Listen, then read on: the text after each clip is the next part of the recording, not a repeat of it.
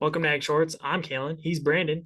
Today, we will talk about some of the things you need to be careful of when you kill varmints on the ranch. So, we happen to have coyotes around here. We've got, you could, sometimes we have raccoons, but more or less, you'll see rabbits, you'll see moles and voles, you might see prairie dogs. We do have a small prairie dog town, and a lot of the times people will shoot a prairie dog and then go up to the carcass and maybe mess around with it.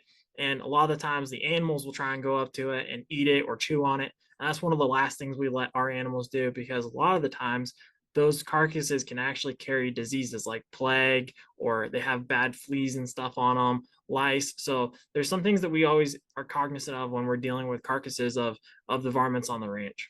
And mange, could get with the dogs, lose their hair, that kind of stuff. But as some of it is species specific, and it doesn't hurt you. But you know what? That's a heck of a way to not find out plague doesn't do it. Yeah.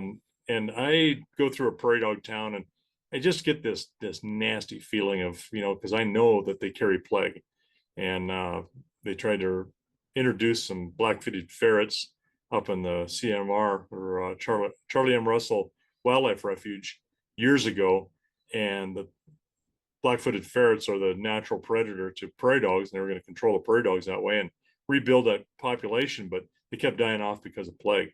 So plague isn't necessarily species specific.